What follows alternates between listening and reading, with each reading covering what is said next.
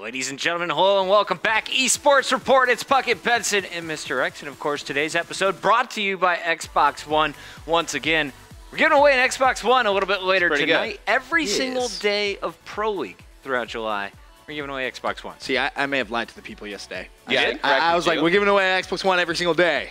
And I realized that that's probably, we don't have that many Xbox Ones. No, it's not bad. All the days we work. There you go. Yeah. All the days we work. If we're working, you're winning. Well, one of you wins. If you're American. That's true. Sorry. Not everyone wins. Sorry for people in Europe. What is with that, man? Shipping, apparently. Every single day power I get converters, and pretty much everything. people come at me saying, oh, take EU out your name now. You're no longer from Europe because you don't allow us to win Xbox Ones. And I'm like, don't blame me. Blame people above Blame me. people above. Ben is above fully European still. Thank you. Don't judge him. Today, though, we are running down what happened last night. Maven and I were here till 1 a.m. It was a fantastic evening with Maven. Things got a little bit rough starting with the Rise matchup, but honestly, the games were so good. We closed out with a round 11 game 5, so I was not upset at all. We had 2 of them that went to game 5, round 11. And the first one we're going to talk about, though, was our closer. This is going to be TCM going up against Denial. A big shocker here. All of us had Denial winning this matchup. TCM takes them the distance. We know Denial comes in undefeated. Right. I mean, they've been looking great. TCM had a pretty good UMG Dallas. Right. Now, game 1, though, TCM able to steal it, won 223 to 151. That's a game changer in the entire series. If they could have split those first 2 maps, maybe they make something happen on the uplink. Getting that first hard point's huge for them. I mean, you have to look at Aches real quick. 48 kills in Compound Hardpoint. 48. That's a lot of kills. 29. He was running the bow most of the time as well. I think he started off like 8 streak on the first hard point, just hanging back, letting his teammates jump in there. The controversy around this, though, was that Denial had banned Aches host. Denial, though, was playing from HyperX's studio out on the West Coast, and due to kind of the studio's protection on the connection, they weren't able to connect to any other TCM member. So they had to play on X's host for game number 1. I mean, you had 2 of them in the team house. I know Aches was there after they tried to ban his host, which is like, yes, drops 48 in his first game. That's just such a, I mean, that's never going to happen again. It's just unlucky, really. Well, you want to know the solution I came up with? What'd you come up with? All right, so then Denial tried to host game 2. Okay, right? Here we go. We spent about 20 minutes trying to get Denial to host up. They can't host. No one can connect to him, not me, not Maven on the West Coast, not anyone from TCM. Useful. And their own teammates couldn't connect. So Maven hosted for Denial all of the West Coast games. I hosted for TCM all of the East Coast games. And actually played out very evenly. Everyone seemed to have 3-4 bar, most everyone 4 bars throughout. But in the end, the teams were happy with the solution. We finally got the games underway. And after losing that game 1, you could tell Replays was a little bit frustrated in the Skype chat. He took out his aggression on his opponents in that search and destroy. Yeah, he has a very big game number 2 there. Search and destroy on Riot. What, 12 kills, 4 deaths? I mean, we always talk about how Replays is pretty good at search and destroy, but he's proving it there when his team needs him. Very smart player. Replay is one of the smartest players in Call of Duty. Comes up there with a big game in S&D. Replay, Slasher, and Hoot combined for 7 straight kills in the final 2 rounds. That's impressive. No, but if you're TCM, you still have to look at those first 2 maps as a win. Right. Right? I mean, to split those. I mean, you fully expect against a team like Denial. And Denial was undefeated in search coming in, if I believe correctly. So here they are extending their search and destroy record. Things are looking good. But then you go back to an uplink game, and you're looking at Denial. They're dominating the first half in terms of the kills. But at the end, you have everyone on TCM going negative, but winning the game. They take it 12-9. I was just kind of so blown away by Denial's inability to convert those kills into scores and TCM's ability to just convert almost every single time they had an opportunity. I mean, it's been their weakest game mode throughout Season 3 right now. They're really struggling uplink, and it's strange because sometimes they will outslay and they'll just lose. They always outslay. They're 3-2 now, I believe, in the Pro League when it comes to that game type specifically. But it's just so strange because normally, you know, you see a team massively outslay, you're like, oh yeah, they'll be fine, they'll be able to convert. Right. Like the first 3 minutes, they're +8 in kills. Like you expect that to convert to points. When it isn't, you're doing something massively wrong. TCM's building some pretty good teamwork pretty fast. Very fast. I'm impressed. I didn't think this team was going to work out well. I didn't think this team was going to be I don't want to say they're like that good, but like I didn't expect this team to kind of contend with teams like Denial early on. So to go up 2-1 in the series, huge. Then it goes over to a Biolab hardpoint game 4. Puckett, I think I caught the end of this when I was watching online. Is this the one I think TCM kind of had a huge lead and they gave it away? Again, I'm just so confused by Call of Duty right now. 68 to 15 lead is what Denial starts off with, or sorry, TCM starts off with. They have total control. Denial gets into the blue hardpoint and absolutely shuts it down 53 to 0 on the blue hill, and then a little bit later you see 3 minutes left in the game, back to the blue hard point. Denial shutting it down, coming back and taking the lead against TCM. They're going to have a 20 or 30 point advantage. I mean, you got 53-0 on blue hill. It's so hard to break into this. That's impressive. They must have had pretty much the perfect setup at that point. One player on the hill, everyone else kind of slaying around the outside, watching those cuts. Bottom purple, etc. That is phenomenal to be able to come back and do that. Over the course of the whole game, Denial outscores TCM 99 to 5 on the blue hill. I'll say that again. 99 TCM gets outscored 99 to 5 on the blue hill, and they're still able to keep this like a respectable game. At that point, you have to look at that and say, all right, well, I'm gonna take 10 seconds away from Eskies. I'm gonna say screw that, and I'm just gonna rotate a little bit earlier. And there you see all 5 of the points that TCM was able to get. They got the final 5 seconds as they finally cleaned up the hard point. It came down to the wire here. Really good game. This green hill is really where Denial locked it up, though. You're always going to see massive contention inside the Biolab final hard point. But for Denial to start off, what was that? Down 50 points in your first 2 minutes.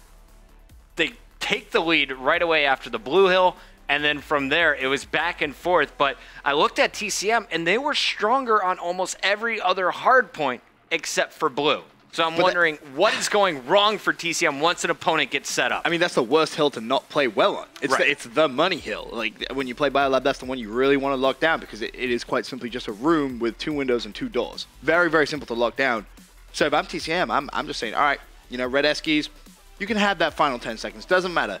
Let's rotate a little bit earlier than maybe we normally would, maybe even 15 seconds. Just to lock down blue a little bit early because, I mean, if they split that time 50-50, even, 75-25%? Right. They win that game.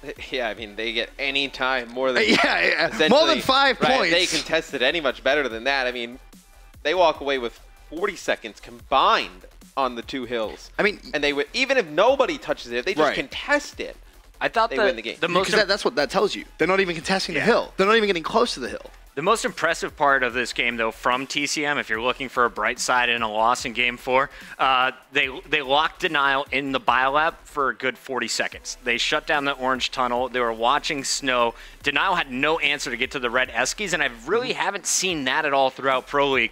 I was really impressed to see them be able to get like a 50-point chunk on just the second hard point in the game. So there was a bright side. In the end, though, Denial forces a Game 5, and then, of course, we're all thinking, oh, Denial.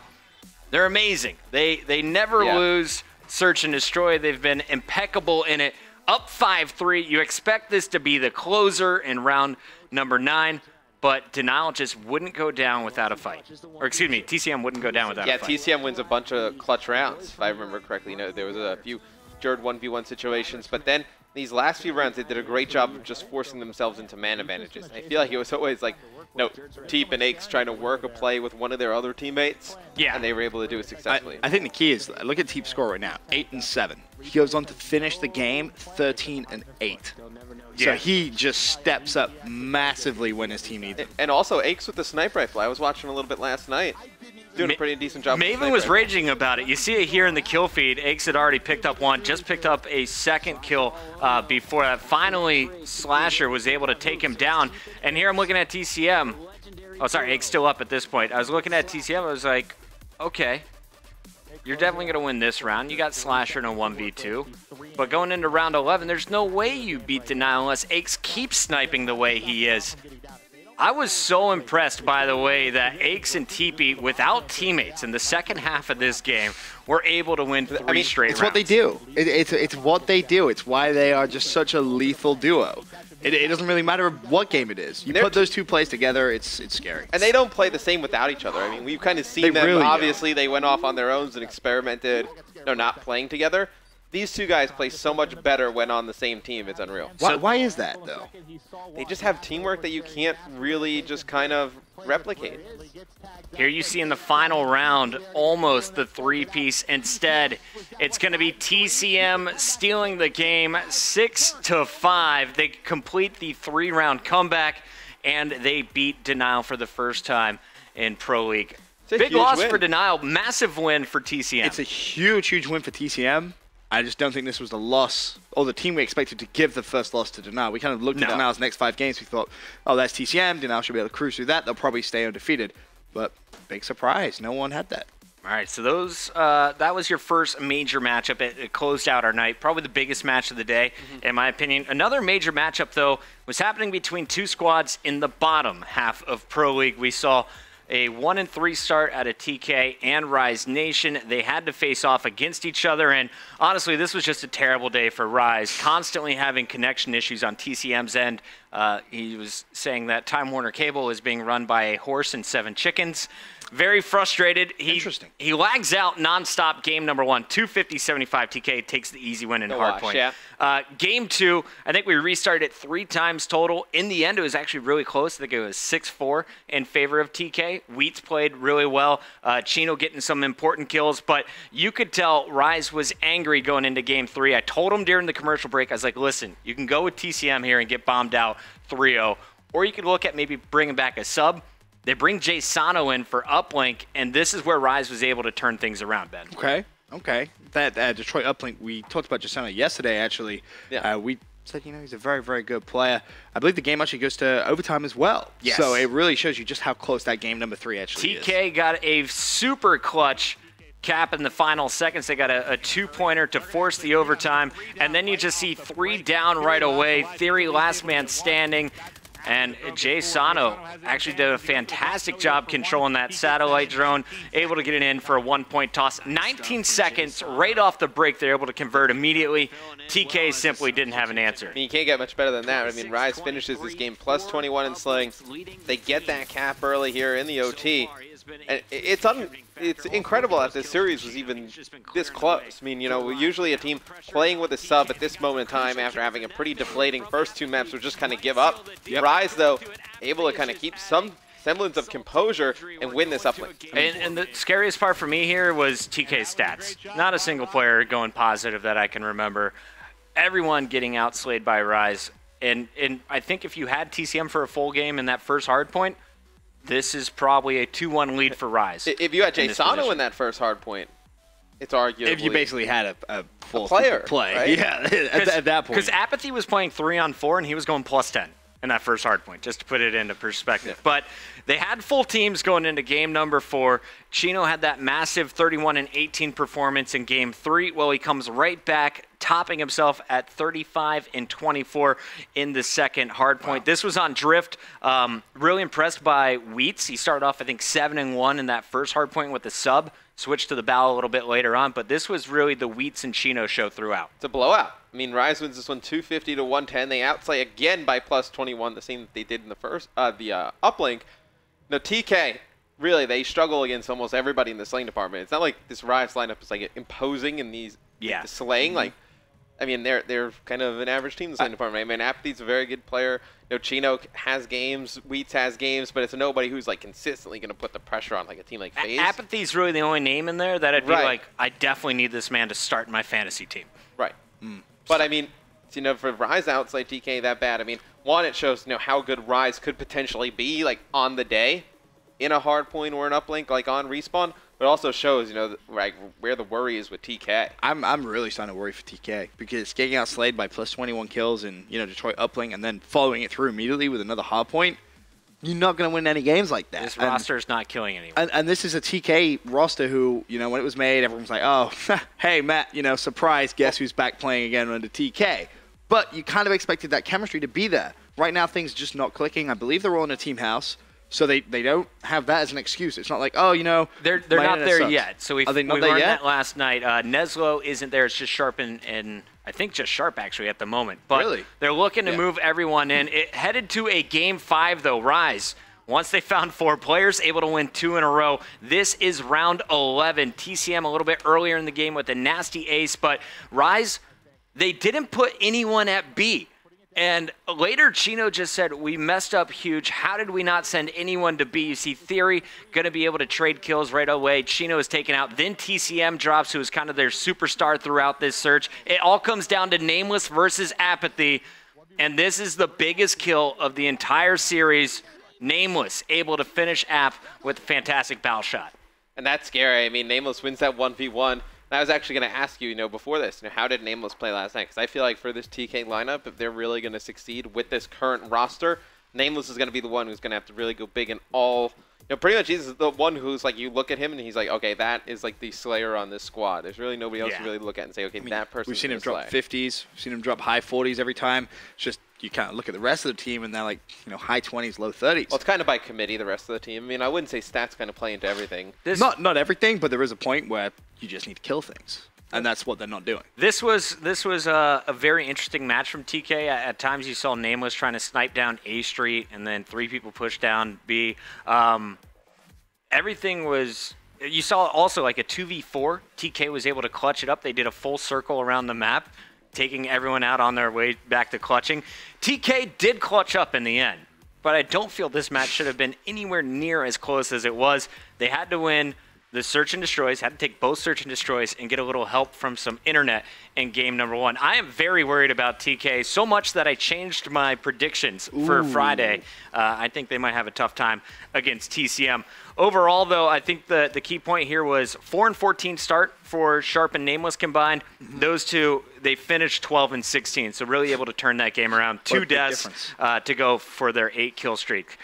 TK, though, 2 wins. In the league right now, Rise Nation sitting at 1-5 is basically the worst start possible. Epsilon's there at 0-5. It could be worse. It could be worse, Puckett. Could be worse. You could have lost every game you played. All right, guys. Those are our first 2 matches to discuss. But when we come back, we have Orbit and Optic Gaming. We show you how this series was a little bit exciting at the beginning with a strong close by OG.